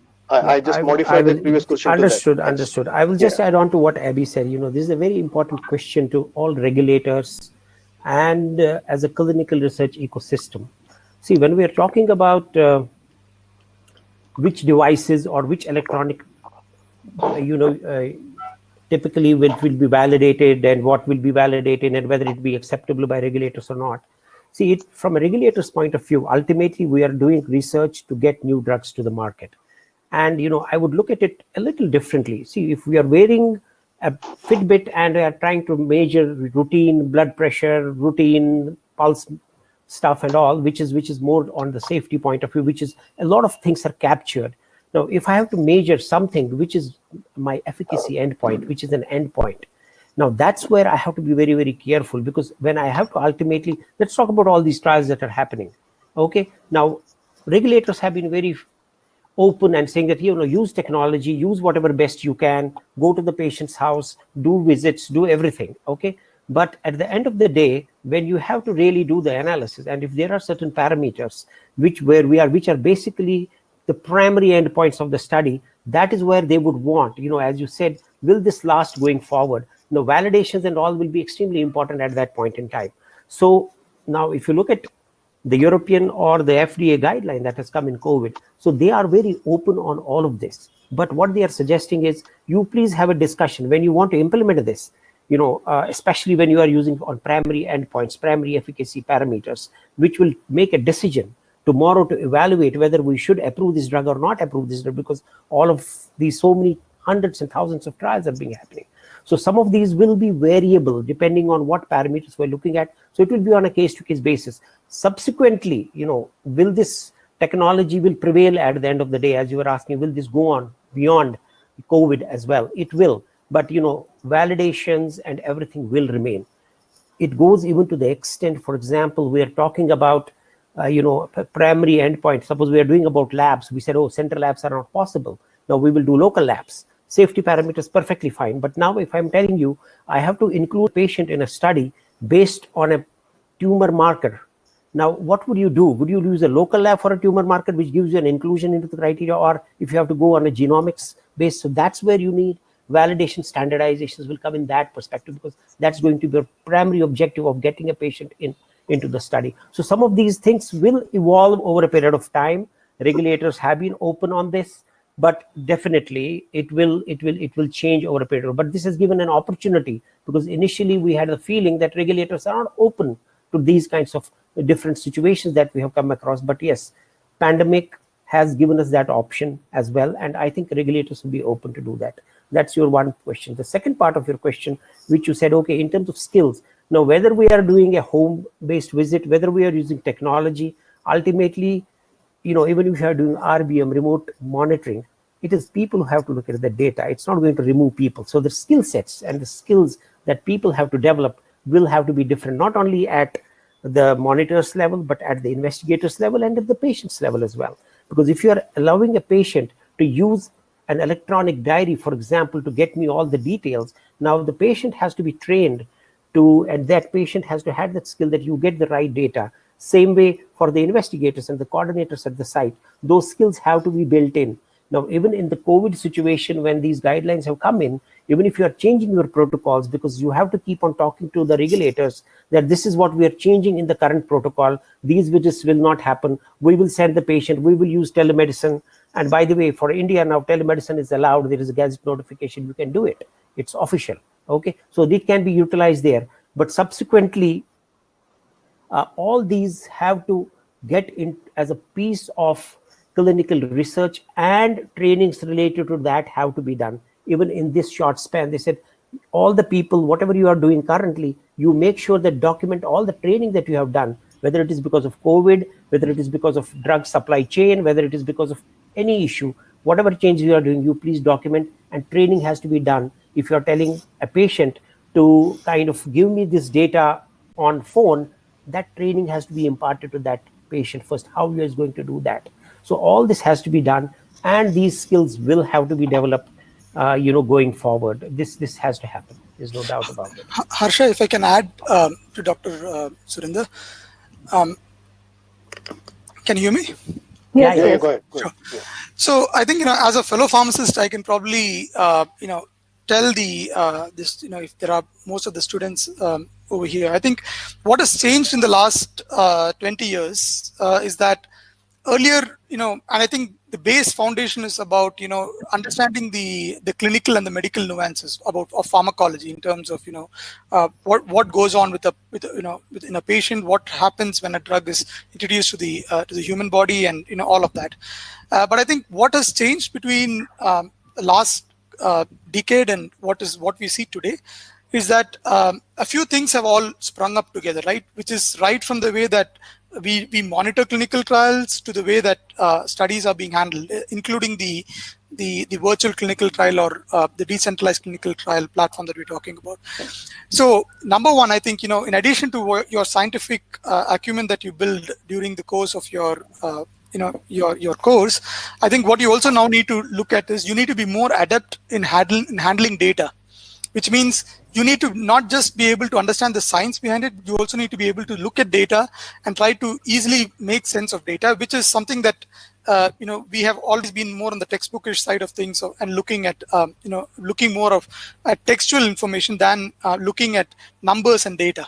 And there could be different levels of it. It could be more advanced, it could be more statistical. The better you get at it, the better the chances that you are that you could progress in this in the clinical research. The second piece of this is about being having a fairly good understanding of what happens on the technology side, not so much about programming, but at least you should have an understanding of what are the basics in terms of what kind. Just looking at a mobile app and being wowed about it is one thing, but having a basic understanding of when I use a mobile app, where does my data go? What do they do with the data? And all of these kind of things that are associated with this is extremely important, so that when you try to decode this into a clinical trial, you should be in a position to apply and see, okay, what does this mean for my trial and how do we move forward? Absolutely. So I think those are the two additional things that I would sort of want to add. Dr. Harsha sir, I'll just give a cue. You can kindly proceed to Q&A. Sure, sir. Sure, sir. Yeah, thank you. I think, in sense, do they get to ask through voice, or we need to identify the question? There are some 2-3 questions which have come in, and if you want, I can field one for you immediately. So that please go ahead. Is, what is the status of the COVID-19 clinical trials in India, and is there insurance cover for the ongoing clinical trials due to COVID-19? Has that insurance cover been extended? That is another question. I think Mala, you can take one part of it. Yes, please go ahead. Yeah. So this is a practical problem. We are having the COVID-19 studies. So with respect to the insurance, we are having a lot of challenge, because many insurance companies are not coming forward to indemnify for COVID-19 cases. And there, since it is a prerequisite requirement for any application to the DCGI that we get this commitment that the compensation due to the injury by participating in clinical trial has to be covered. So that needs to be substantiated by some sort of undertaking by the sponsor, saying that if the insurance company doesn't do it, but the sponsor has to give a declaration saying that if there is any trial-related injury, it will be the sponsor who will be compensating the patient. So this is definitely a challenge around getting insurance for COVID-19 clinical trials. And one more question is there. Is there any opportunity for academicians to get involved with the activities of ISCR? Indian Society for Clinical Research. So I think that's a very, very valid question. So ISCR has actually opened up to academicians, and there is a separate ACRI, it's an association of academic institutions, and ISCR. They have combined and made one consortium for which where they welcome all the medical schools as well as pharmaceutical institutions to become members. And that's definitely there. So we have quite a big number of academic institutions who are part of the ISCR. Okay. So there's a lot of interest for kids to get into clinical research. So I hand over to Dr. Harsha for the... No, thanks. I think there are a couple. I think a couple of questions more, because we need to respect the time also. Yes, one has been about the medical device. They want to understand about the kits which are being developed for COVID. But I'm going to make this into a more generic question regarding how the medical devices are regulated, or the clinical research trials being done for medical devices in India, and the approval of the kits which are happening for COVID. I'm linking these two together and putting it across to Dr. Surinder. Okay, so first of all, medical devices are supposedly to be covered by the medical devices law, which is already in place to be implemented, and whatever devices have been notified, they are already the way it has been going on. And if we talk about the kits during COVID situation that have been coming up, and the validations and all these, you can get a list. If you go to CDSCO website, they will list you every single day what are the ones which are already approved, which have been allowed, all the kits have been, I think every second, third day, there is a big list that comes in. Right. So which have been approved and which can be utilized. So all that is happening. Some of the validation studies are also happening for some of the kits, which happens at NIV most of the time. And based on that only they get, ICMR does it separately. So you have to go to these places, they validate it and then they allow. Now those which are imported, if they have been already addressed outside of the country, they take a different view on that, because they are doing all this on a fast track basis, because the requirement of kits and testing is extremely, extremely important. So there is a different rule for that. Now regarding general question about trials on medical devices, right now, so all the trials are kind of stuck right now. So whatever is happening to any other trial is happening to those trials as well. But no new trials are being initiated at this point in time for any drugs or devices as of now, because there is no approval which is happening. Earlier on, we did allude to kind of, they are not taking up. I'm saying, even if they take up SEC, sit down and do it, how are you going to get the patients in? Because first we have to address that issue as well. Because unless this whole thing lockdown and everything gets to a normalized kind of a situation where we have 20-30%, because oncology patients will try to go in, because there are a lot of other things, normal routine vaccination of kids, which is extremely important. So once we get into that, then the trial opening can start up, and it's a reasonable decision taken by the government at this point in time. Thank you, Dr. Kriswinder. Mala, I will pose one question, which is basically from some of the questions which have come up in the chat. I'm mixing that with the other question which I had. We know that the phase 1 studies for non-oncology is done in healthy individuals. So I know a lot of phase 1 study centers which are closed down in the last 2 months, and they are struggling to kind of stay afloat. Whereas in oncology, just for the sake of the benefit of the audience, we know that phase 1 is done in patients, and those phase 1 studies continue to be done in the oncology patients.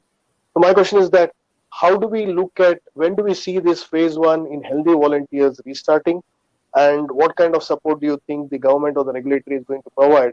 Because they formed a large chunk for especially the generic industry in the country. A lot of generic molecules were dependent on these phase 1 research centers to kind of get their approval for their molecules. So over to you, Mara. Yeah, so I think just as Dr. Kher also mentioned, and from my personal experience, I think the priority currently the DCGI is giving only to COVID-19. And most of our proposals that were there for generic studies, for healthy volunteer studies, are kind of taken a back seat. So, and that is of course impacted all these phase 1 units. But having said that, I think in the times to come, there are also, there will be opportunities when we will be able to get started, with the BAB centers also doing the routine work. But as of now, from my personal experience and current regular interaction with the DCGI, we are really not seeing too much happening in that space. So we have to wait and watch. Yeah, I will just add to what Mala said, Harsha. See, basically, one is that we are not getting new approvals from DCGI. That is okay. That is perfectly fine. See, when country is under a health situation, so first of all, we have to see what is the health directive by the government. The health directive is people cannot move, people cannot go anywhere. Now, even if I had my center is there, okay, I have already got an approval. There was a study scheduled to be done in March, for which I have an approval. And then when there is a lockdown, how do I get the volunteers to the study? And I have to take care of COVID part first, because then there is no movement, there is nothing is happening. So it's just like any other businesses which has an impact. Everybody knows around the world. It's not only phase 1, it's about everything. So it's not going to happen till there is movement. Even if I have approvals in my center and I want to run a study, but how do I run it? Because unless I have volunteers, people have to come from different places. If the lockdown is there, they're not allowing it 7 to 7 p.m. And then I have to undertake COVID, because the health directive I have to follow, that is priority. Then clinical trial is secondary to that. Thanks, Dr. Surinder. In fact, my intention to asking this question is that we know that some of the industries are gearing up to start. We know that 3 months, 6 months down the line, correct, when the lockdown will get opened up, since we know that in coming few months the lockdown will change, but we may not have effective vaccine, we may not have effective medicine to cure, and at that time things will need to get started, and we will be kind of a catch-22 situation in terms of saying that we do need to start the regular work, we don't have a vaccine still available. Since the world is moving around at that given point of time, and then we kind of need to take this 3 months period which is available to us to kind of prepare the overall fulcrum so that the other non-COVID kind of studies get started within 3 months to 6 months time from now. Yeah, I mean, like any other, treatment. Now, if you have to, suppose in a routine circumstance, you have a patient who has to undergo a surgery, comes to the hospital, okay, you have to do a COVID test to that patient first. So it's a requirement. Now, the same thing, and this will be an additional cost which will come up subsequently when the trial units also start. Any patient getting into a healthy volunteer, getting a healthy volunteer study, getting into a unit where there are 30, 40, 50 volunteers, you have to get COVID to them. You have to do that. So it is, that's the health directive. That's what I meant by that. So the basic health directive has to be followed. Then rest of the things will follow after that only. So we have to get towards that. We have to be there. Yeah, thank you. Any other topics which any of the panelists wants to kind of highlight? I think we can take it over there, or else I would probably thank the. I think we have another 3-4 minutes to proceed. You can any point outs to be made, please proceed. Sure. I think as closing remark, we can give each panelist around a minute, and then they can give the takeaway message to the students. If you want to refer to the chat box, you can refer to the chat box. You have all the chats, because the questions were quite varied in nature from the participants. There were more than 500 participants, and some started with basics, some went into COVID. We have kind of taken up only few which were relevant to the kind of panel discussion which we're having. But then I would hand it over back to the moderators for 1 minute summary in terms of the overall this 2-hour session. Starting with Mala, you can start, and then we can go to Dr. Surinder and then to Abby. Please go ahead, Mala. What I would say is that there are some positive takeaways from this. The whole system is now kind of rebooting, thinking on how technology can be a huge enabler in this space. And there are all these things which we used to talk more as concepts during seminars are actually being tried in reality. So we are seeing that how electronic consent used to be very sparingly used has become like one of the ways of consenting the COVID-19 cases. Similarly, there are other areas where like the monitoring, the remote monitoring of the body vitals through, the temperatures which would, thermometers which would relay the, recordings to the cloud, and then the healthcare workers need not be in direct contact with the patients. They can still monitor their health vitals of their patients remotely. So these are the very new concepts that are coming up, and touching upon also this fact that our regulators have been very, very forthcoming in this whole space, and they have opened up to electronic subject expert committee meetings. They have responded over emails, and they are giving approvals during the lockdown period. It was amazing the way that things have changed. So there are positives and negatives to this, and whatever we learn from this will help us to do trials better in future. Thank you, Mala. Over to Dr. Surinder. Yeah, I think, there are positives and negatives, as she said. The negatives are there for everyone, not only for clinical research, for everything. So I think, but going forward, this COVID thing has given us newer opportunities. And I think once situation starts, it's going to go up significantly, because one good thing that has happened out of this COVID is there's a lot of, we were always talking about public awareness has gotten significantly during this COVID about trials, about research, phase 1, phase 2, vaccine, because everybody has got to know this will have a lot of impact. The guinea pig syndrome that we had in India will definitely be taken care of to a large extent, to a great extent. That is one part.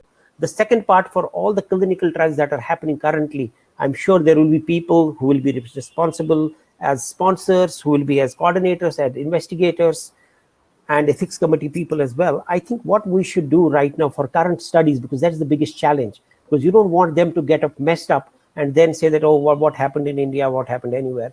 I think it's important to know, because everybody, we have gone towards COVID, but take care of the trials. I think it's important to write down procedures, whatever changes you are doing, please document those, define what you are doing and why you are doing that. If because of supply chain you are not able to deliver the medicine, please document it, because this will get into your final study reports. List down everything and define processes, how we are going to change, why you change during this time, and start talking to your IRBs. Keep telling them this is a site, all sites should be doing that. Send notifications to the DCGI. They will be very happy. Be a responsible as industry of clinical research and keep on doing it. It's not that, oh, DCGI has not told us anything, we feel very happy. Be responsible, be responsible. Please keep on doing that. Tell your ethics committees, this is why we are doing it. And educate patients about how you can do this, how you can record, because that's the best way. And that is how you will sustain what is going on currently to be ready for the bigger opportunity that is going to happen. 6 months down the line, I can tell you, maybe 2020 will not be good.